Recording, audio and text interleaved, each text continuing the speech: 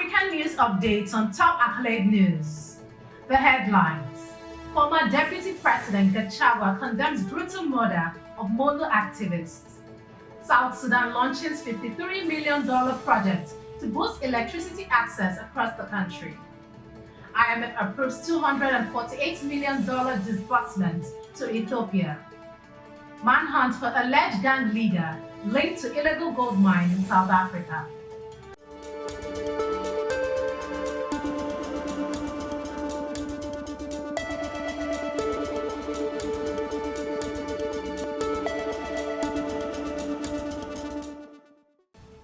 In politics, former Deputy President Gachagua condemns brutal murder of Molo activists.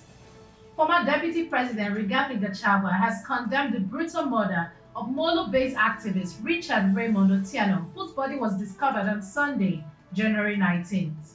Otieno, a vocal critic and human rights defender, was found outside his apartment with severe injuries after an apparent attack by unknown assailants. Gachagua linked the Kenyan quasi-government to the killing, claiming it was an attempt to instill fear among government critics.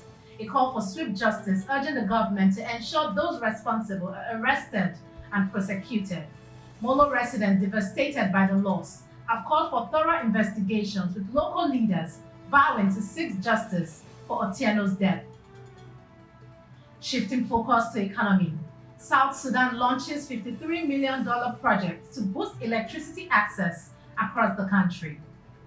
South Sudan has launched a transformative $53 million energy project aimed at improving electricity access across the country, with a focus on cities like Juba.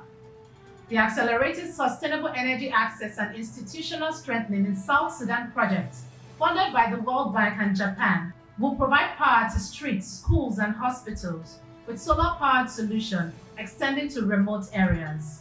The Vice President highlighted the historical significance of electrification in the nation's development, while international partners praised the initiative for its potential to drive economic growth and improve livelihood. The project is seen as a critical step towards reducing energy costs and enhancing South Sudan's infrastructure. Still in economy, IMF approves $248 million disbursement to Ethiopia. The International Monetary Fund has approved a $248 million disbursement to Ethiopia to assist in addressing its balance of payments needs. This approval follows the second review of Ethiopia's $3.4 billion extended credit facility arrangement, which was approved last July. The funding aims to support Ethiopia's ongoing economic reform, which focuses on restoring external debt sustainability and fostering private sector-led growth. The IMF praised Ethiopia's progress in improving its foreign exchange markets and increasing fiscal revenues, but stressed the need for continued fiscal discipline and social safety nets to protect vulnerable populations. Moving to crime. Manhunt for alleged gang leader linked to illegal gold mine in South Africa. South African police have launched an intense manhunt for a Lesotho gang leader known as Tiger, who escaped custody following a deadly police operation at an illegal gold mine in Stilfontein. Last week, authorities recovered 78 bodies and rescued 246 survivors, many of whom were severely malnourished after months on the ground. Police allege that Tiger and his gang were responsible for hoarding food, leading to the death, while also being linked to reports of assault and torture. The operation, which had been heavily criticized for cutting off food and water supply to the miners, has led to widespread condemnation, and investigations are underway to track down both Tigers and any officials who may have helped him escape. You are watching the African News Update on Top Accolade News. Do stay with us. Still to come.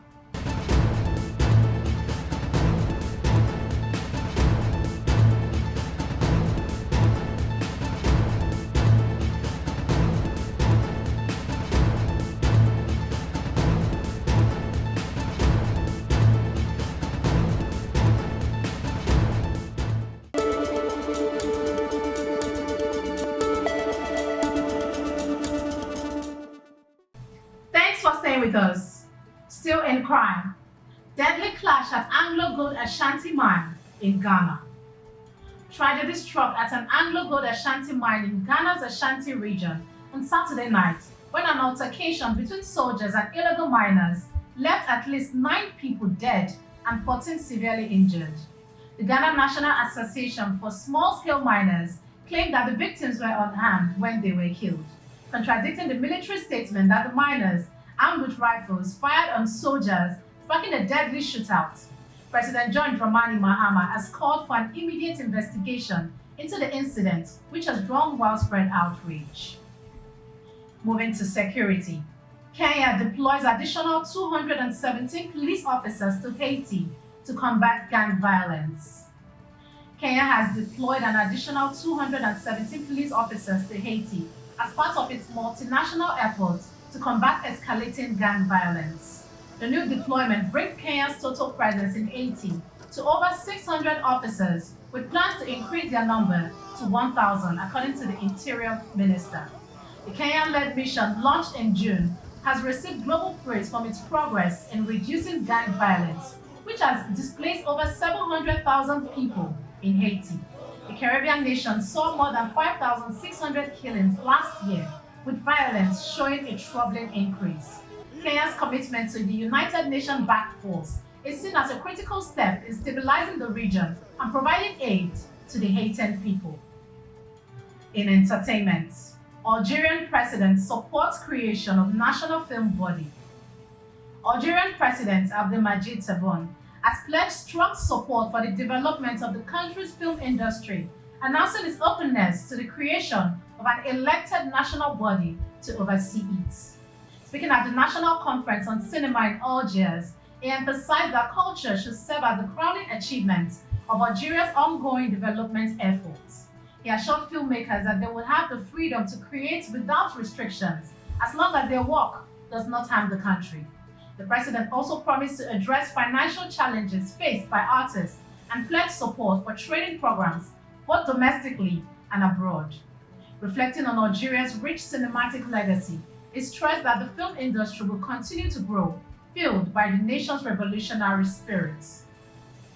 Now in sports, Kenyan runners to return for 2025 London Marathon. Kenyan marathon stars Perez Jepchichi and Alexander Mutiso are set to return to the 2025 London Marathon on Sunday, April 27, aiming to defend their dominance in the prestigious race. Jepchichi, who set a world record time of 2 hours, 16 minutes and 16 seconds to win the women's race in 2024, faces a tough challenge against fierce rivals. Meanwhile, Mutiso, who made a stunning debut with a win in last year's men's race, will compete against formidable competitors. Both athletes are determined to reaffirm Kenya's dominance on the global marathon stage as they look to bounce back from mixed performances at the 2024 Paris Olympics. That concludes our African news updates for today. Stay tuned for more African news and developments. Thanks for joining us. I am Ojo Okocha. Connect and engage with us on all our social media handles. Do have a wonderful